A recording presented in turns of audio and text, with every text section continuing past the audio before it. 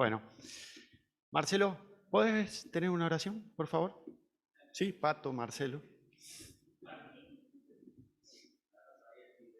Dale.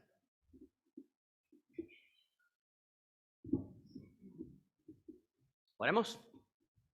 Gracias Dios por este tiempo que podemos compartir y gracias porque lo podemos hacer abriendo tu palabra y queremos que en este momento tú obres en la vida de Germán, Señor, que estamos seguros que tú le has hablado antes a él para que él nos comparta lo que pusiste en su corazón. Señor, ayúdanos a encontrarnos en tu mensaje y a hacernos cargo de tu palabra. Señor, dale palabras a Germán para que él pueda hablar a nuestros corazones, para que haya cambios, Señor, en nuestras vidas en función a lo que vos querés que nosotros cambiemos, Señor. Siempre salimos bendecidos cada vez que tu palabra se abre, por eso te damos gracias, porque sabemos que hoy también va a pasar lo mismo, porque sabemos que tú vas a hablar. Señor, gracias por la disposición de Germán. Bendecilo, bendecí su vida, su familia, Señor, porque eso nos bendice también a nosotros. Gracias, Señor, en nombre de Jesús. Amén.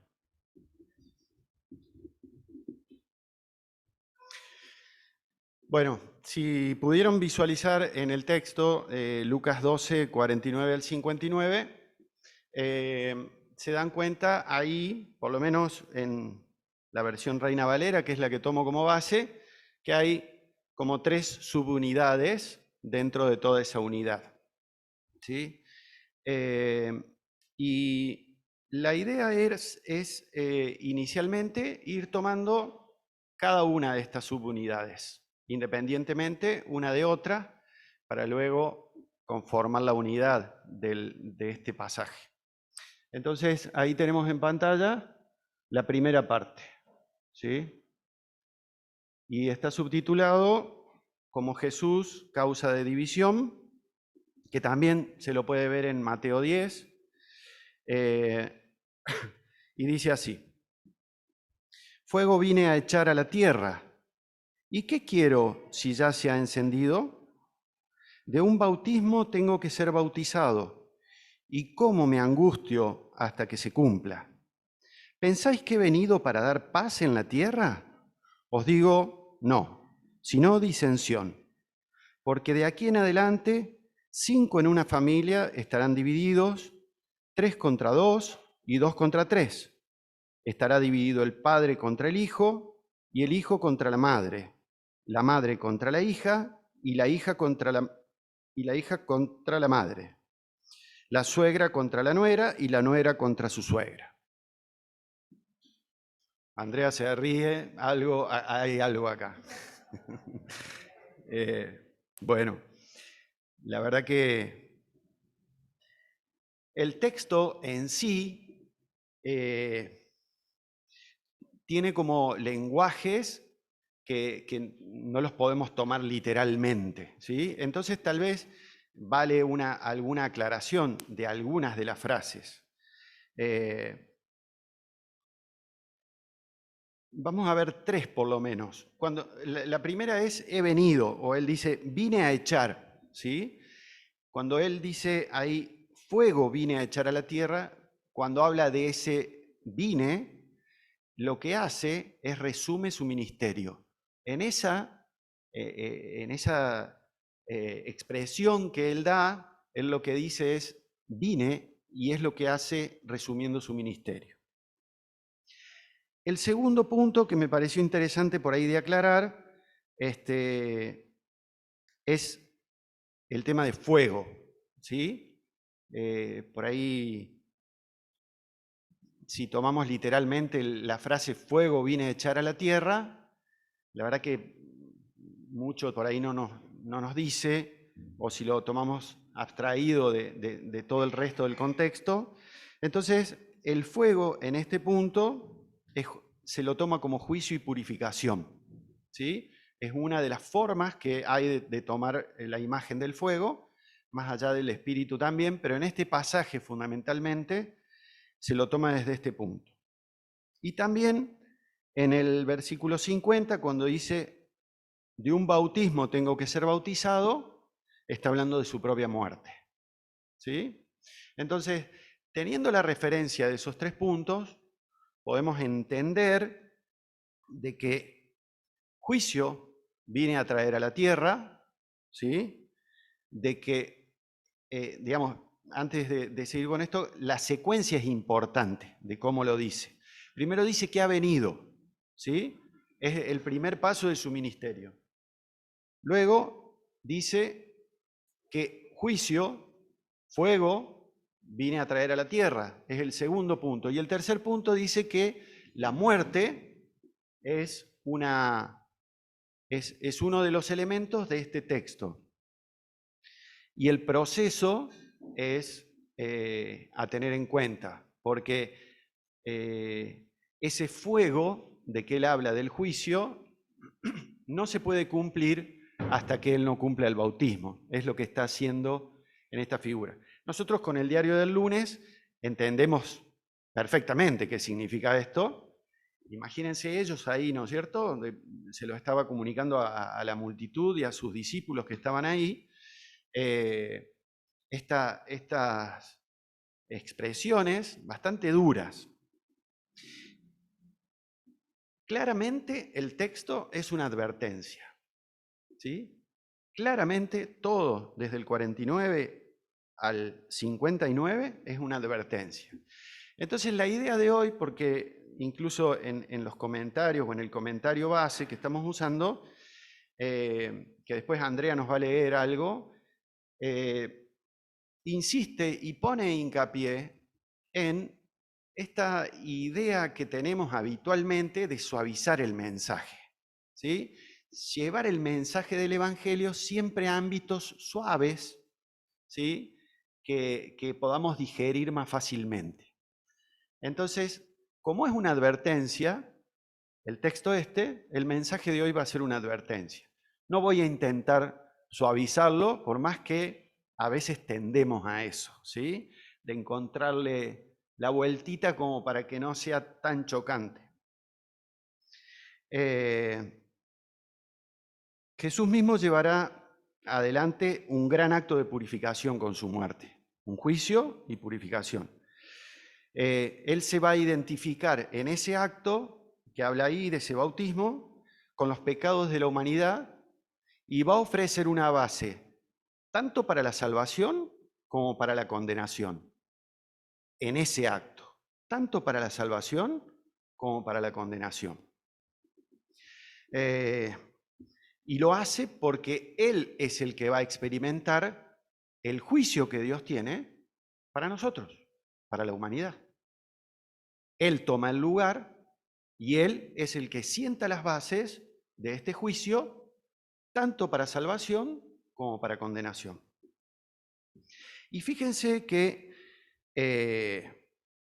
es fuerte el mensaje, la advertencia, porque Jesús mismo se ve en este pasaje, se describe como fuente de división.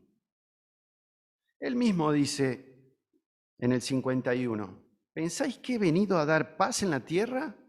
Os digo, no, sino disensión, división.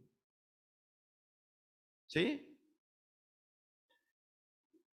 Y lo impactante del mensaje o del texto es que en nuestra cabeza contemporánea, Jesús es el conciliador de todas las cosas. Es el que transmite amor, es la base de la amistad, no sé cómo explicarlo, tiene una figura para nosotros hoy Jesús del mejor. Y sin embargo, él mismo se describe acá en este pasaje como alguien que no viene a traer paz. Sin embargo, hemos dicho muchas veces desde acá o escuchado que Él es el príncipe de paz. ¿Sí? Y en esta descripción que Él hace de sí mismo, como el gran divisor o como aquel que produce división, acá el texto bíblico Él pone un ejemplo después. En la mayoría de los 3 pasajes Él pone ejemplos, y ejemplos cotidianos, ¿sí? En este caso, muchas gracias. En este caso pone un ejemplo de la familia política, ¿sí? Bien clarito para cualquiera de nosotros, en aquel tiempo o en este tiempo, con diferentes reconocimientos hoy, como nos mencionaba el gringo o Andrea Cecilia el domingo pasado, de diferentes reconocimientos a los diferentes personajes de una familia política. En este tiempo los niños y las mujeres no eran nada, ¿sí? Hoy ya no es así, pero hoy sigue siendo para nosotros común encontrar división en toda la familia política.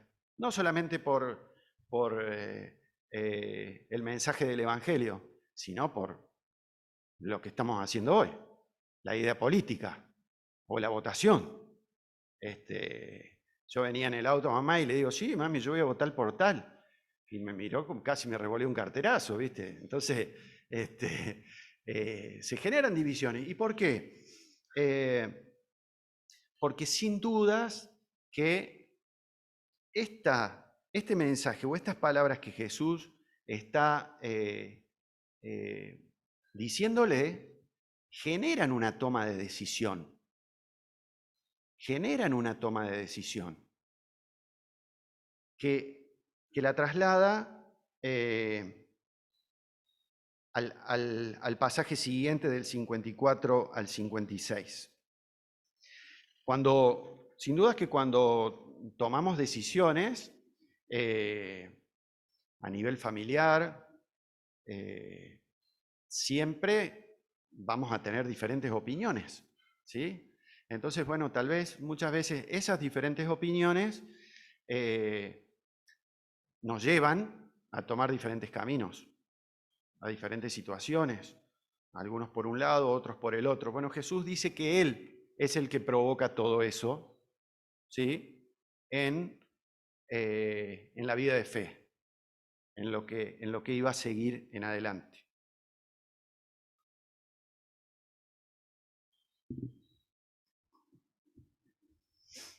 El segundo punto, que es,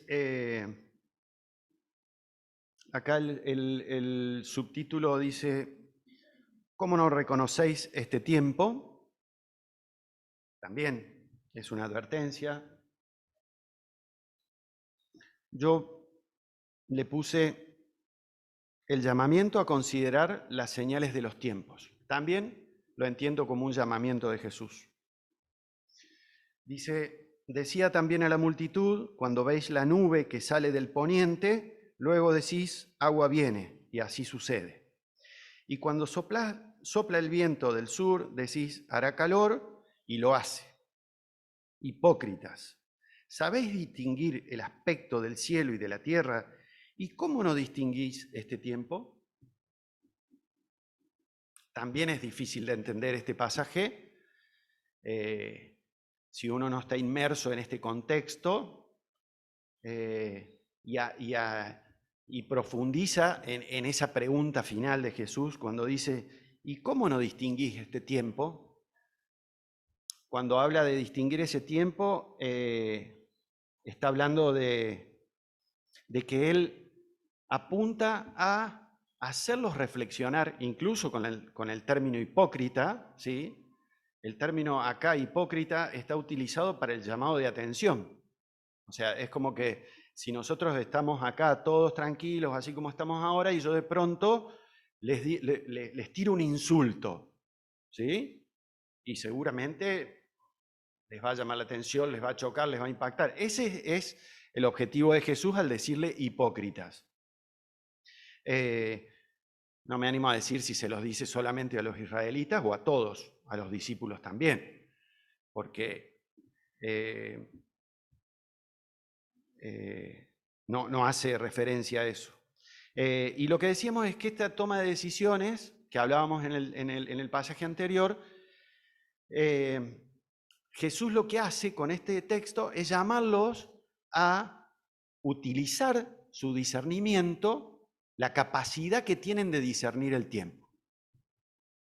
Jesús lo que hace en este texto es decirle, ustedes son duchos y son hábiles, cuando ven las nubes, ves cómo sopla el viento, les pone un ejemplo cotidiano también, igual que antes.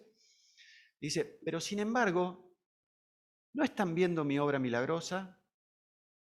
¿No están viendo el mensaje de liberación que traigo? ¿No están viendo todos los hechos que me rodean? No están viendo nada. Sí saben ver todo aquello que conforma el día, el tiempo, y seguramente habría un montón de otros ejemplos como los podemos tener nosotros. En mi profesión, qué sé yo, me llama alguien desesperado porque le apareció una humedad y yo voy y lo veo y medianamente sé de dónde viene y hago el análisis de dónde puede venir, etcétera, etcétera. Ellos también sabían, nosotros tenemos un montón de ejemplos. Entonces Jesús nos dice, ¿cómo ustedes saben discernir todo lo que pasa en el tiempo? Saben cuándo va a llover, saben cuándo va a hacer calor, saben esto, saben lo otro, y no saben ver lo que pasa a mi alrededor. No saben ver qué hago, no saben ver cuál es mi mensaje, no saben ver nada, están ciegos.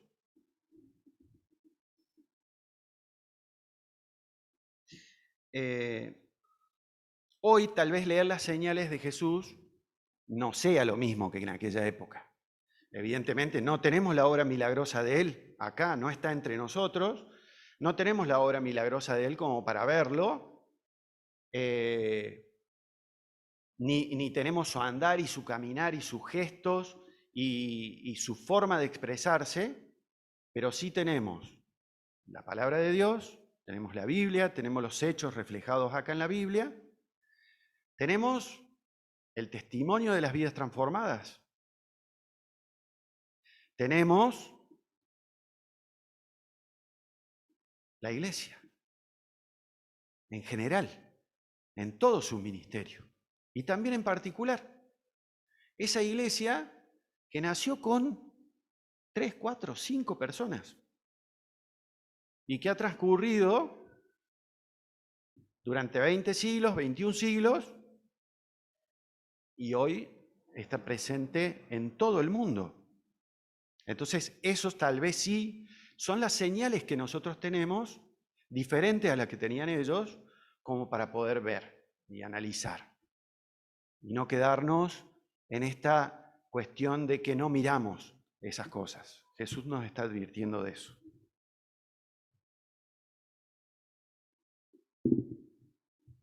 Y la tercera parte del pasaje, del 57 al 59,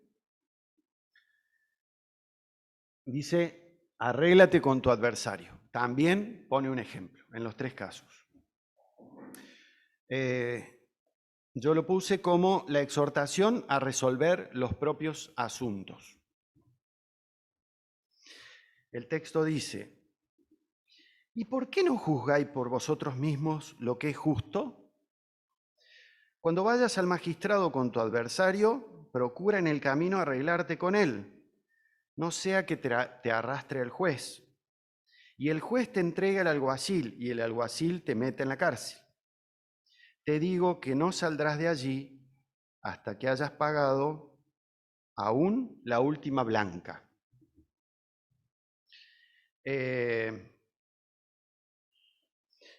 Si leo esta pregunta de Jesús solita y digo, ¿y por qué no juzgáis por vosotros mismos lo que es justo?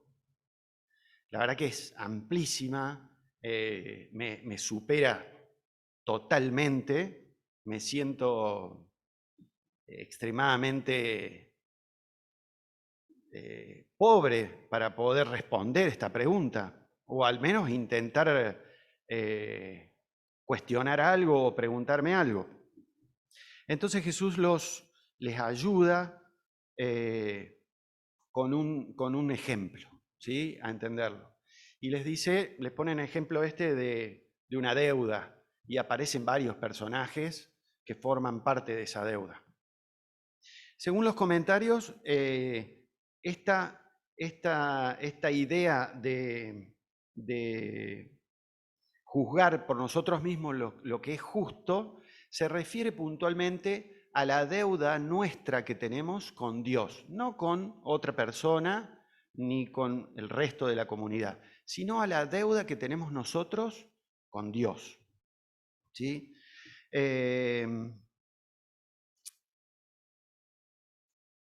Y la deuda que tenemos, obviamente, todos, es la deuda del pecado. ¿Sí? La deuda del pecado ante Dios, que alguien la tiene que pagar. Tenemos una deuda ante Dios por nuestro pecado que alguien la tiene que pagar. O lo hace Jesús en la cruz, que él tomó y hablaba de ese bautismo que tenía que hacer para poder producir ese juicio y esa purificación, o lo hace él en la cruz, tomamos eso, o lo hacemos nosotros por nuestra propia cuenta, totalmente abocados a pagar día a día cada centavo de esa deuda que nunca vamos a poder liquidar. Nunca vamos a poder saldar. Entonces Jesús nos está indicando eso. ¿Cuál es la manera que tenemos de ver lo justo? Lo justo pasa por nuestro esfuerzo, lo justo pasa por nuestra capacidad de entender de que podemos pagar esa deuda de pecado y por consiguiente desestimar el acto de Jesús en la cruz, que muchas veces lo hacemos por nosotros mismos, o lo intentamos al menos, o tomar esa figura y ese ejemplo y ese hecho de Jesús en la cruz, tomando ese bautismo que hablaba la primera parte del pasaje, muriendo en la cruz por nosotros, por nuestros pecados, tomando los pecados de la humanidad en su totalidad,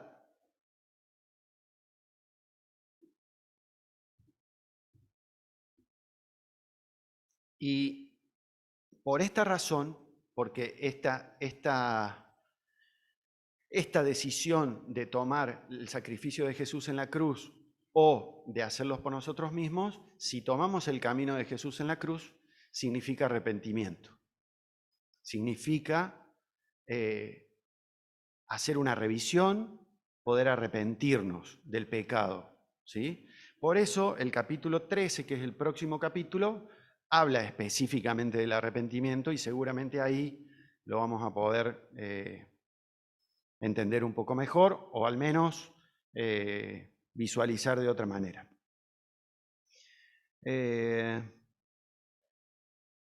Esos son los tres pedacitos, digamos, de este pasaje.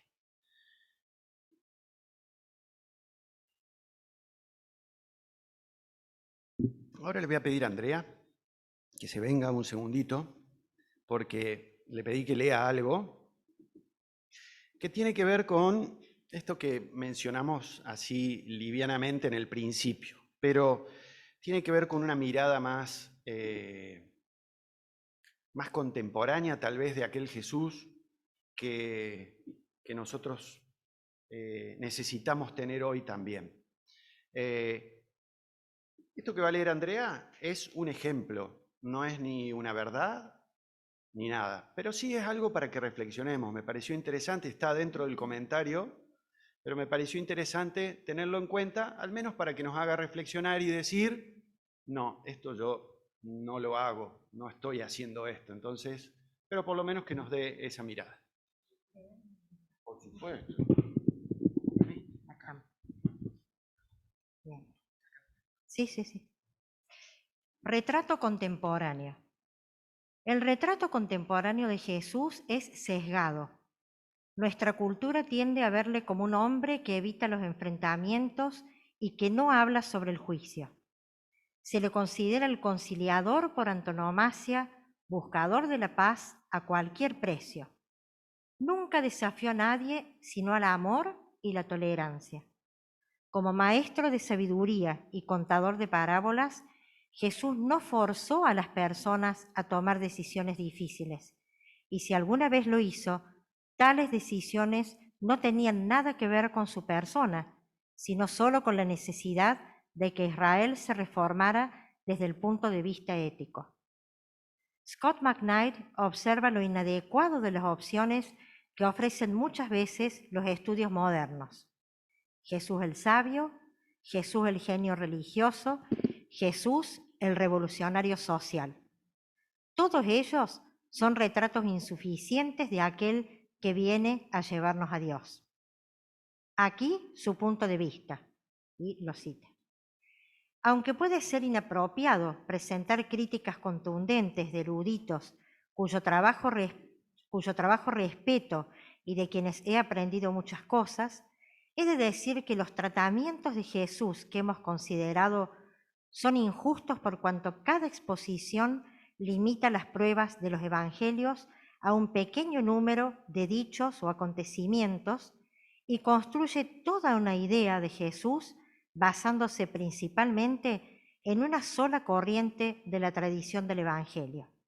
Sí, Jesús fue un sabio perspicaz y un hombre hondamente religioso, y sus enseñanzas fueron sin duda más revolucionarias desde una perspectiva social de lo que muchos evangélicos se imaginan. Cada uno de estos retratos dice algo veraz sobre Jesús, y como mínimo han de combinarse entre sí para conseguir una exposición más completa. Mi desacuerdo fundamental con todos ellos es que un Jesús así nunca habría sido crucificado, no habría sido blanco de tantos ataques, ni tampoco habría reunido un grupo de seguidores como el suyo, o hubiera creado un movimiento que sigue sacudiendo el mundo. Un Jesús que hubiera ido por ahí diciendo cosas meramente sabias e ingeniosas, no habría sido lo suficientemente amenazador como para que se le crucificara durante la Pascua cuando estaba rodeado por centenares de sus partidarios.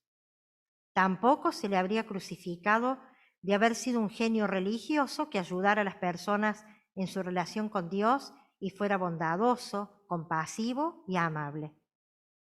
Un revolucionario social sí habría sido crucificado, y desde mi punto de vista, esto explica en cierto modo la muerte de Jesús.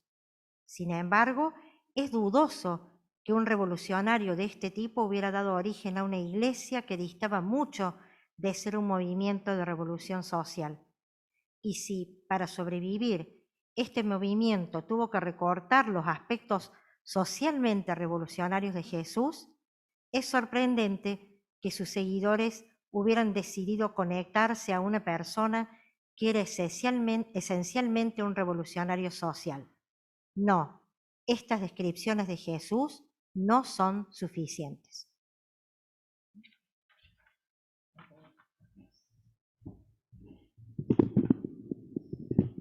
Bueno, muchas gracias, Andrea. La verdad que tal vez hay que leerlo varias veces porque tiene mucho contenido. Y la idea no es transmitirles un mensaje con esto, sino en el marco de la advertencia de este pasaje, también por ahí ponernos en modo advertencia, a ver cómo nosotros estamos actuando frente al relato que tenemos de Jesús hoy, o cómo lo relatamos a Jesús nosotros, propiamente dicho, o cómo lo suavizamos, como decía ahí el texto. Entonces, de acuerdo a lo que vimos en lo anterior y lo que acaba de leer Andrea, en esta sección Lucas pone en tela de juicio el retrato contemporáneo de Jesús. En este pasaje Jesús se ve a sí mismo como fuente de visión. Es alguien que obliga a tomar decisiones. No confronta a las personas de un modo desagradable, ¿sí? Pero sí directo. O sea, no anda dando vueltas. Este pasaje muestra que no da vueltas para confrontar a alguien. No lo hace de manera desagradable, ni los desautoriza, ni los trata mal, pero sí de manera directa. Y nos llama a dar cuentas ante Dios de nuestros actos, de nuestros hechos. No vino a traer paz a cualquier precio, sino a llevar a cabo una selección en la humanidad. A algunos los atrae y a otros los aleja. Esa también es una realidad que tenemos que tener presente de este Jesús que vino. No vino a atraer a todos, Vino a que algunos pasen por la puerta estrecha y otros muchos vayan por la puerta ancha. Y así un montón de ejemplos que tenemos que a mí personalmente no me gustan. A mí personalmente no me gustan, pero este es Jesús. Me gustaría que todos entremos por una sola puerta, no la estrecha ni la angosta, sino que todos podamos entrar por una sola puerta. Sin embargo, este Jesús no es así.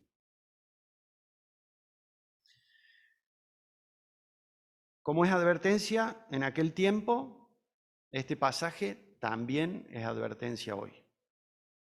Que ese Dios que conocemos, bondadoso, generoso, amigo, no sé cuántos adjetivos calificativos podríamos ponerle de lo que hemos escuchado o de lo que estamos acostumbrados a describir a Jesús, también es un Jesús de juicio y de condenación, o de juicio y de salvación. También Jesús es eso. Al igual y junto con su bondad, con su mansedumbre, con todos los términos que se le quieran, que querramos ponerle a Él, porque lo hemos experimentado o porque lo hemos escuchado, también es un Jesús de juicio y salvación y un Jesús de juicio y condenación. Entonces, la realidad es que está en nosotros, igual que los personajes que estaban escuchando a Jesús, está en nosotros la toma de decisión con respecto a observar nuestra realidad, a poder mirarnos sin distorsionarla. Intentamos distorsionar nuestra realidad siempre.